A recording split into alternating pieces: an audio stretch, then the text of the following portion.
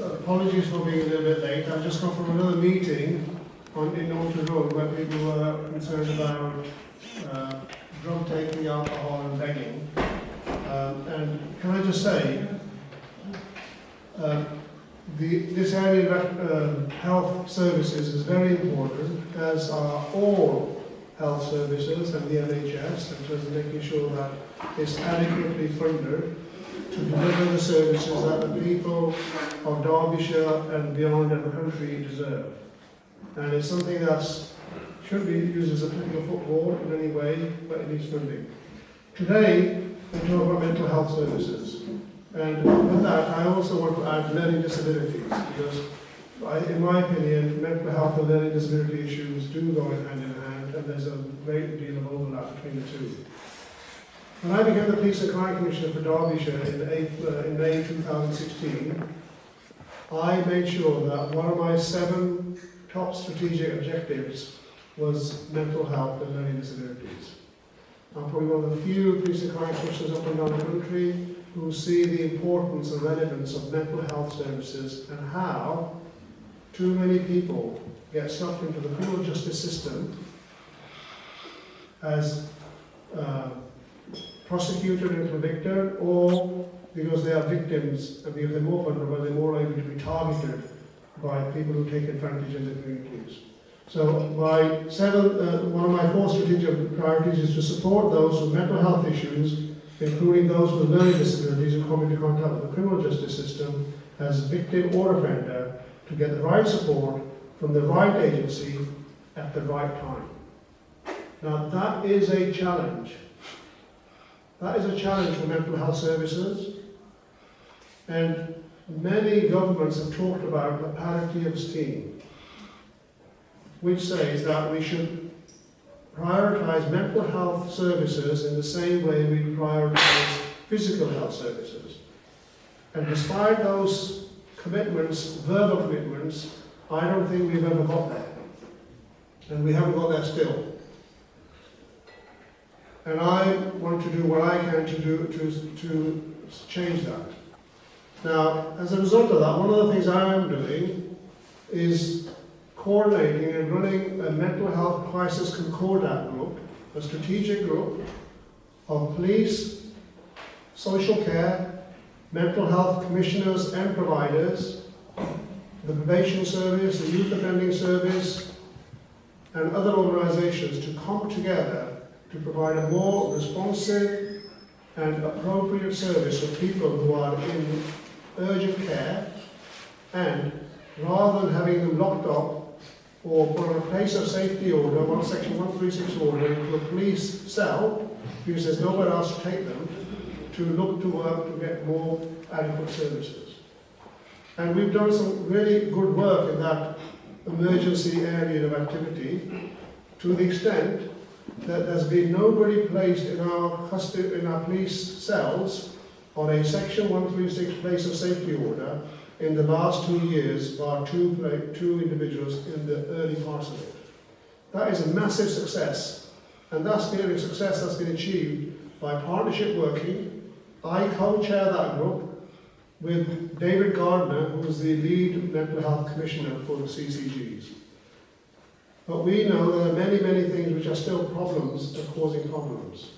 Now, one of the things I want to say is that police officers end up not just fighting crime, but having to deal with the welfare-related issues that are faced by our communities up and down the county. And we're not different from anywhere else in the country.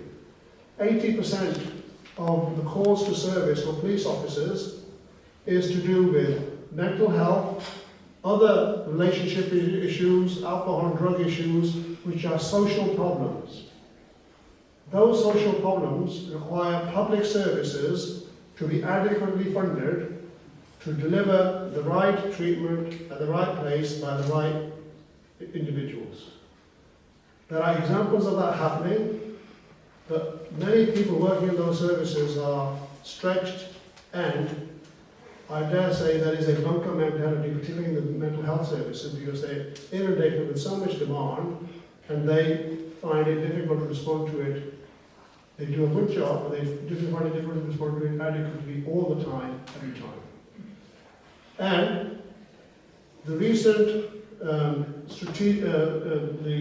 the review of funding and delivery is more driven by less funding for greater demand and how to make that happen better.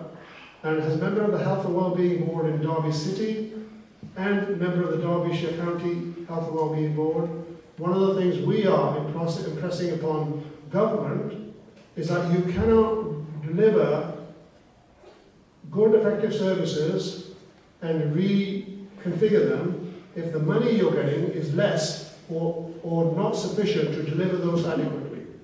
So recently, the Health and Wellbeing Board in Derby City, I myself have been tasked as a Dhindsa County Commissioner with the Cabinet Member for Social Care, with Roy Webb and Marty Repton, who's the outgoing Cabinet Member for Social Care, to write to government to say that we need adequate funding for NHS services in order to deliver the services effectively. Otherwise, the commissioners, the strategic managers, and others are trying to do a job which is impossible and not deliverable. And that is something that we need to continue to give the message across to government. And so, in terms of what happens, I'm not popping yet. So, in terms of the impact, what that means is that if police officers have to deal with mental health related issues when nobody else can deal with it and they are called at the last as an emergency 24/7, they often do the best they can with their lay person's experience and knowledge. And often they will end up taking it to the wrong place. So I'm trying to work to do the best we can in terms of joining up our mental health crisis services. And I gave you the example of how we have less people going to our custody cells. However, there are still people being arrested, charged, and then taken to our custody cells because they have done something wrong. And when the police identify they have got mental health or learning disabilities, they have to require an assessment by a mental health practitioner. That is not always timely, and that does cause difficulties for not only for the individual, for the police, because they have to hold and detain those individuals when they are not really equipped to do that, but for the individual themselves. And even when they are, and that can take sometimes many, many hours when the limit is about 2 to 4 hours. Then the availability of appropriate adults, if there's a vulnerable adult or a child, accessing those in a timely manner is something of concern. And when they are assessed, having them go to an appropriate facility can take a day, 2 days, when it should be done within hours. That is a good example of how the facilities or the funding for those facilities is inadequate. And because those people, once they assess what their need is, could be sent anywhere in the country. And local authority officers, mental health practitioners are frankly running around to find an appropriate place, and that can take too long. Now, the funding often is available, but if the facilities do not exist, that is a difficult, challenging problem for the individual who needs the help, certainly for the police, because they have to look after them, and they are not the experts to do that. And then, if something goes wrong, the question is, the finger is pointed at the police. And so I want to do whatever I can to campaign and to challenge to have the appropriate residential facilities for those who need them. And there are too many, and we did a good job in the last year and a half to improve that, but it's going backwards again. Despite the best efforts of commissioners like mental health commissioners like David Gardner, who's working jointly with me, it still is a challenge. One of the things, despite the cuts which are happening in the NHS, of the £51 million that they've identified they want to cut in terms of services to balance the books as required by government, inevitably they're going to make decisions which are not sensible, because when you have too much demand and not, well, you will sort of stop need being not met.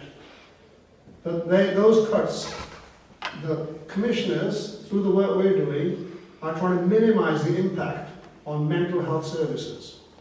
That is something that I'm working with David on. However, we know mental health services have not been historically resourced to the level they should be. And that's where the parity of esteem between physical and mental health has been talked about, but still not delivered. And we need to campaign and to lobby to get that changed. And despite the fact that many governments have said it, but delivering it still has not been achieved.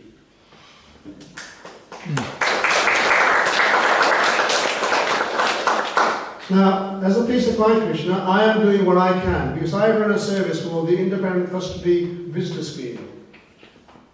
And I recruit volunteers whose job is to go into our custody suites in Buxton, Chesterfield and Derby, St Mary's Wharf, to make sure that the conditions that people are being kept in our custody suites are according to the regulations and humane standards that we uphold in this country.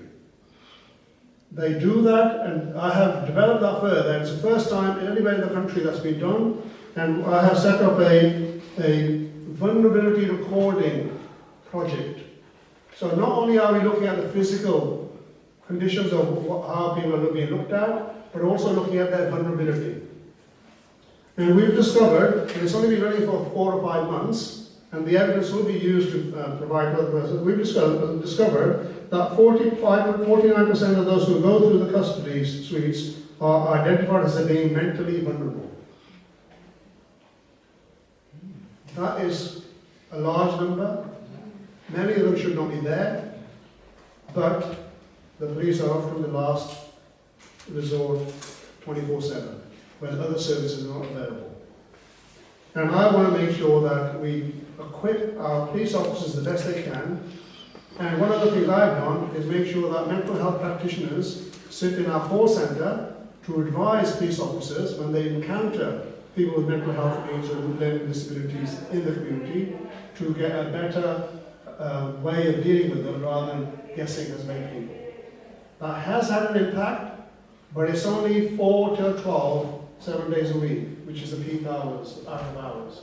I am negotiating with the CCGs in Derbyshire to make it 24/7. I have personally committed to putting money from my fund, 75,000, to contribute towards that, and I would like it to be 24/7, because then people, that's a good use of resources to make sure people who end up in the criminal justice system are helped and supported with their mental health learning disabilities whilst they're going through the process. And in the same way, I have worked in the city centre, because in the city centre we have had issues about drug taking, particularly the zombified impact of synthetic cannabinoids. Many people also have mental health learning disabilities and homelessness needs. So I'm trying to work with the mental health services to have more mental health practitioners join that safe space that we are creating. Apparently is here. I worked with apparently who sort of were involved in sort of filling a gap in terms of getting drug workers working with that, but I want to do the same thing with mental health. At the moment, there's one half-time mental nurse who responds to things happening in the city. I am trying to campaign to make that at least a full-time person, so that they can actually respond more adequately to the needs that are in our city. So, all I want to say is that I would be more than happy to join in any group that can help to further raise the profile of mental health and learning disabilities in Derby City and for me beyond, and to work together to lobby for better funding for mental health services, particularly realising the parity of esteem ambitions that have been talked about for decades, but not actually delivered to date. Thank you very much.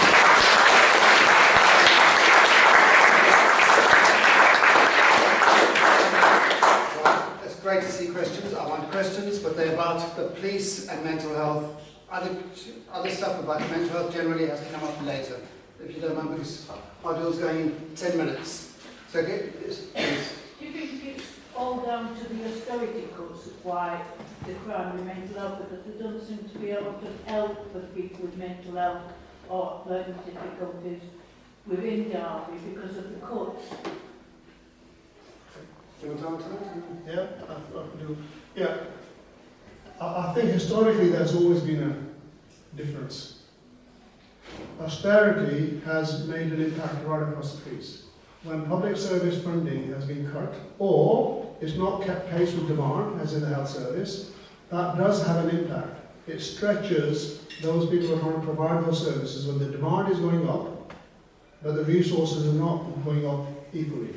So, yes, historically, austerity has had an impact, and that needs to be stopped and reversed immediately.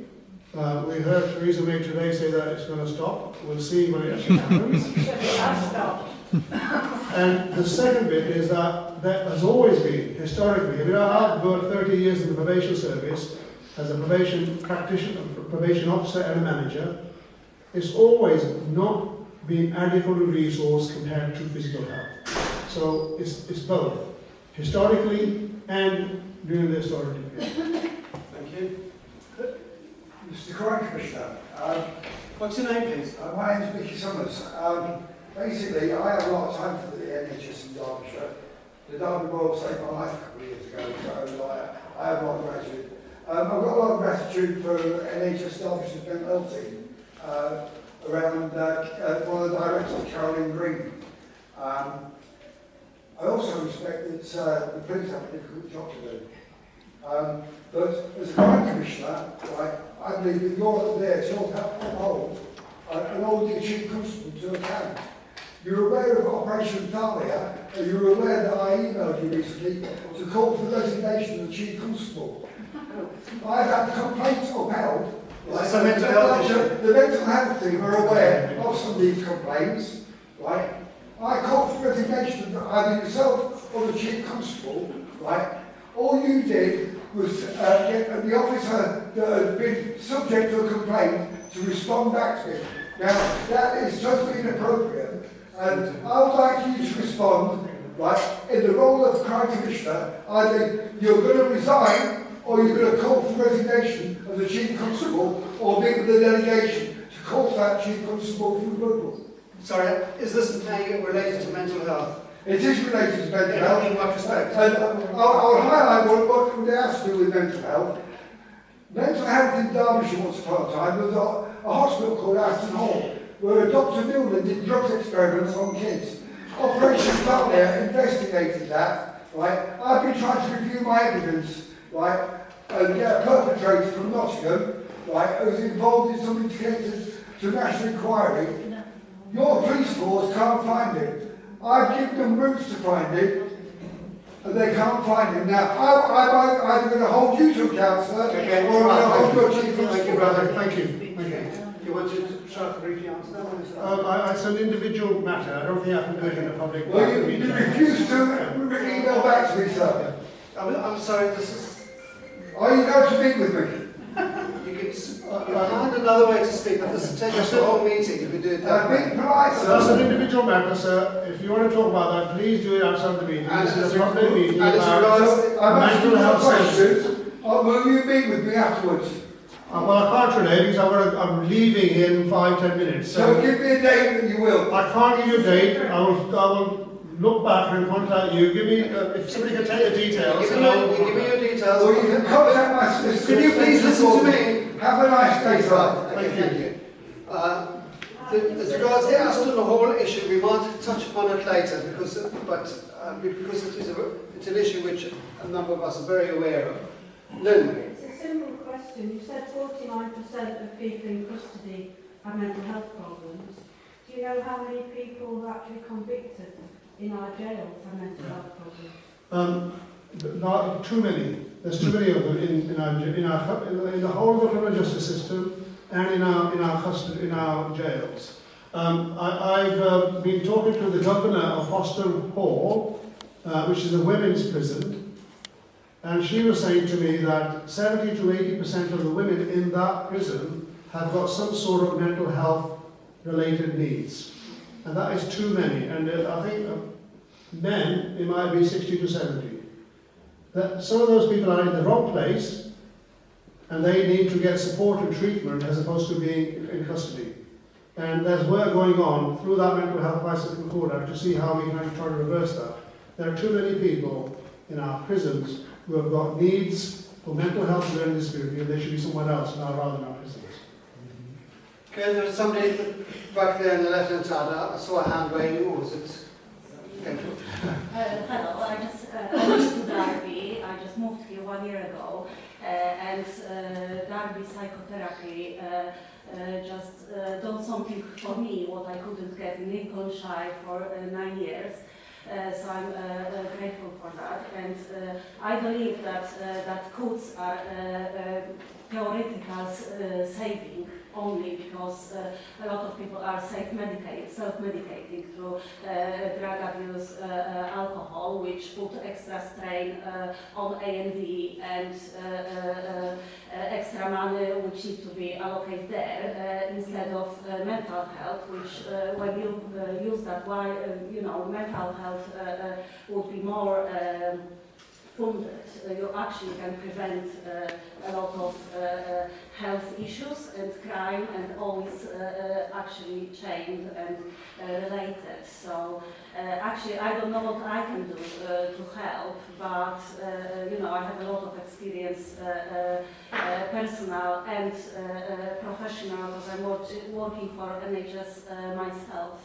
And I think people just don't realize how all depend on each other, and as you said, it's just a lot of people in prisons which would not end up there if they would receive help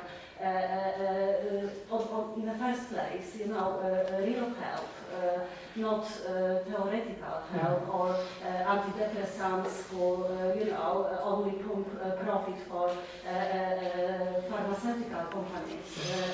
It's just not working. Psychotherapies are very important, all the different types of interventions, and we need to continue to do that. Certainly from David Gardner, talking to him, in terms of keeping them going, there is some risk that they may reduce. My understanding is that we cannot reduce them, we need to increase them because the demand is higher.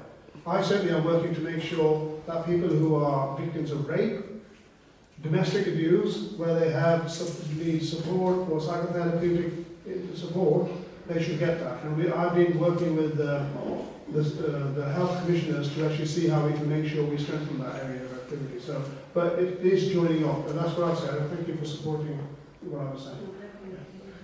Yourself, name please. Hi. Dave Walsh, Michael Walsh, mental health service receiver, user, whatever name they even together these days. Just got a question for you, is regarding yourself and all your officers. Have you, do your officers, is there an ongoing training program for your officers regarding mental health issues and how to recognise that an individual is in Yes, there is. We started that as part of our mental crisis concordat work. We're looking at all agencies to raise the frontline workers' awareness of mental health and learning disabilities. So there is training done.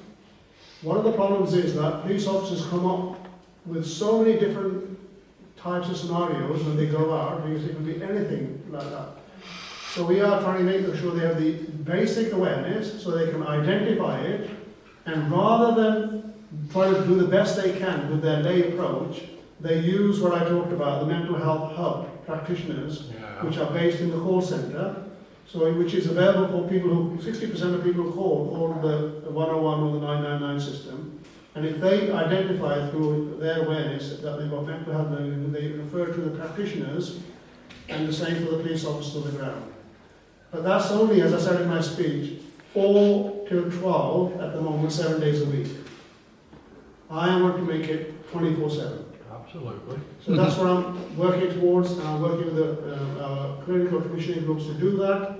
It's slow work, but that's what I like to get. 24/7 expert input for police officers to help them decide how to deal with somebody who's got mental health and learning disabilities. Would that mean that at any time that mental health service user or carers would be able to accompany your officers on their rounds? We did try that. We had a specialist team. It was called the Street Finance Scheme. So we trained up specialist mental health practitioners who knew more about what police do, and police officers who knew what the mental health practitioners did.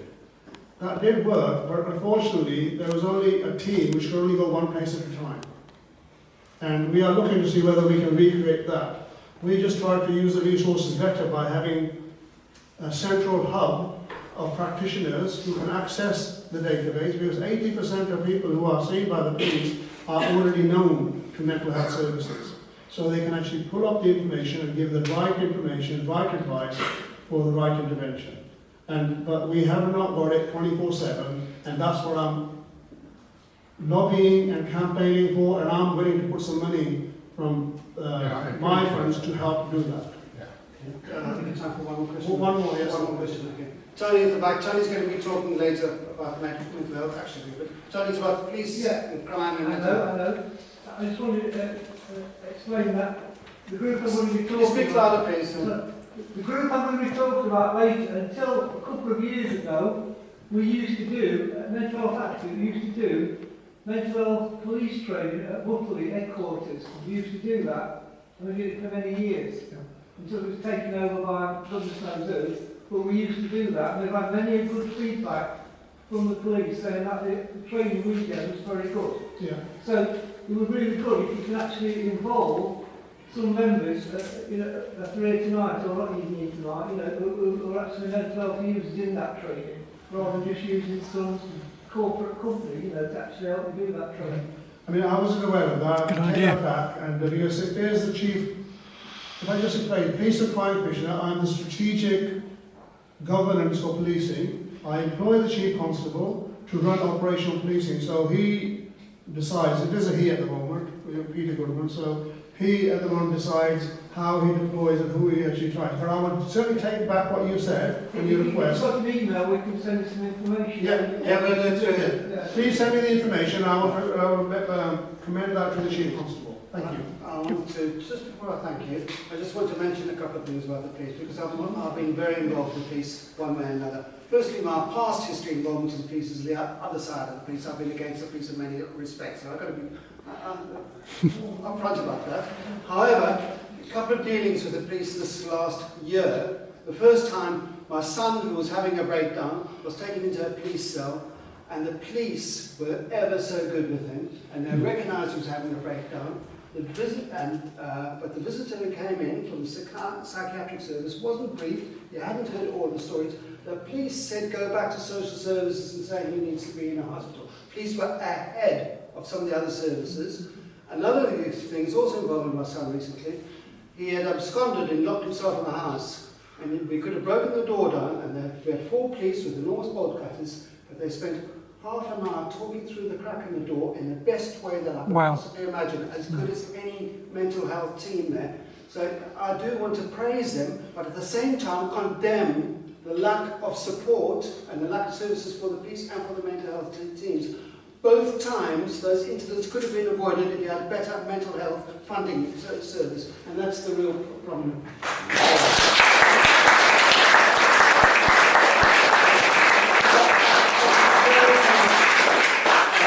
Circulate details of how to contact them. Mickey, I'm so sorry to brush you aside a bit, but you understand why we did it. But you can contact later. I've got my points across there.